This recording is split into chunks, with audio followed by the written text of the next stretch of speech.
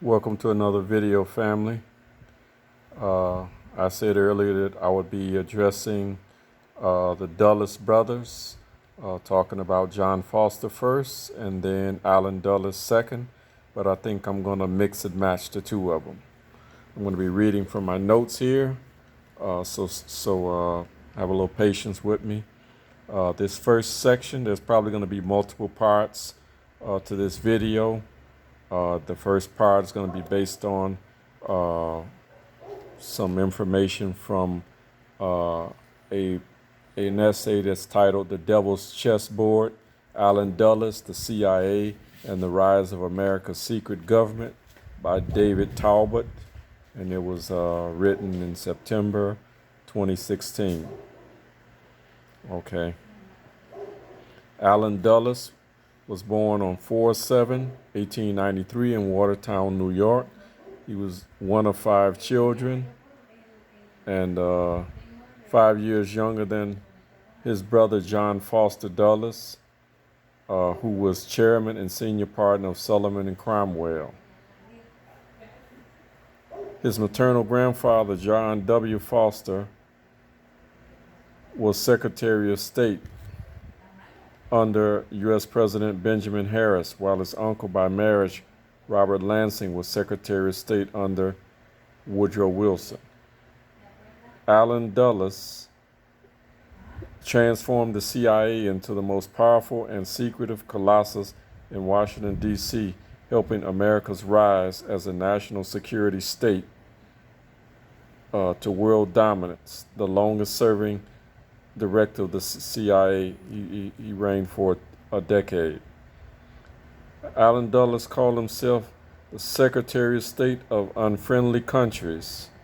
Allen Dulles saw himself as above the elected law, manipulating U.S. foreign and domestic policies and subverting American presidents in the pursuit of his personal interests and those of his wealthy friends and clients, colluding with Nazi-controlled cartels, German war criminals, and mafiosi in the process, targeting foreign leaders for assassination and overthrowing nationalist governments in coups not in line with his political aims.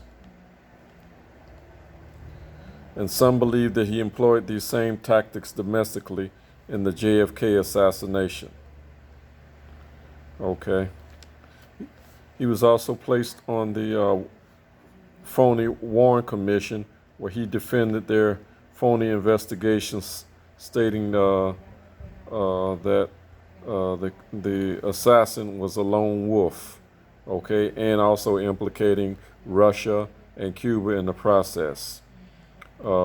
Really, he wanted to bring about a nuclear war between the United States and Russia, okay. And later we'll talk about what kind of spirit would be behind such a policy, okay? Now, a guy by the name of C. Wright Mills in the 1950s wrote a book called The Power Elite, where he speaks about a permanent shadow government, and as it relates to Allen Dulles. Men like Dulles thought democracy was too important to be left in the hands of the masses of citizens or their elected representatives, so they kept the power tightly within their circle. Wall Street bankers. The Dulles brothers ran the most powerful law firm on Wall Street, Sullivan and Cromwell, and they went back and forth from Washington to Wall Street. Okay. High-level corporate officials, military, different clubs and schools, they all intermarried with each other. The Dulles brothers, they worked his policies in the Council on Foreign Relations in New York. Okay. And also, he controlled the New York Times, the Washington Post, NBC, Newsweek, and Time Life. Okay.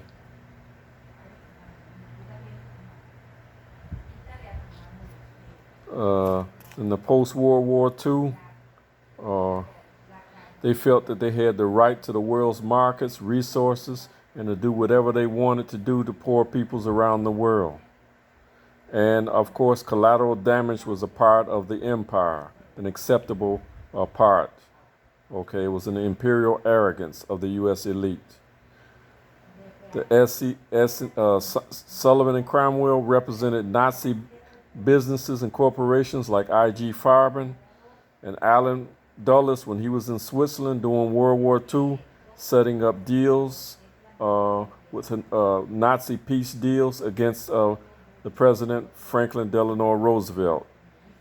After World War II, Allen Dulles set up the Nazi rat lines for fleeing Nazi Germans for these rat line escape routes over the Alps, through Italy, and overseas to safety. Allen Dulles set up the Third Reich for the Cold War against Soviet Russia. Okay. The CIA under Allen Dulles supported candidates against Charles de Gaulle of France, who said after JFK's funeral that the same Dulles forces that were allied to try to overthrow him were the same national security forces that killed JFK. Okay. Now, John Foster Dulles eventually took over as the most important figure after Cromwell. In his era, where Sullivan and Cromwell became involved with engineering these huge investments in Germany for the American corporations. Okay, because the American businesses came out of World War I very well, reaping huge profits from President Woodrow Wilson's imperialist moves. Wilson invaded many countries in Latin America before entering World War I. Okay. The U.S. was finally able to compete with the French and British because they owed the United States money for what they'd spent during World War I. John Foster Dulles made his name by signing the deal where America would loan the reparations money to Germany to pay back France and Britain. And that deal would keep the financial merry-go-round of the world going through the roaring 1920s until it crashed and Hitler came to power in 1933. The next thing John Foster Dulles did was to help the big American corporations to invest in and build up Nazi Germany. And also companies like Brown Brothers Harriman, who was allied with the Nazi Union Bank Corporation. Okay, John Foster Dulles worked with I.G. Farben, who is the Siemens Bank today, Siemens Corporation, and Hjalmar Schacht during the Weimar period, right after World War I. The U.S. planners were already thinking how they had to build Germany up against the Soviet Union and the threat of communism. Post-World War I period, when the Dulles brothers really came out to the world stage. And their uncle Robert Lansing was the Secretary of State during World War I. Allen Dulles proposed to Wilson to back the fascists in Hungary, and he did, and they invaded an infant Soviet Russia and lost. Okay. So these Dulles brothers were really, really doing a lot of dirty, nasty stuff. Okay.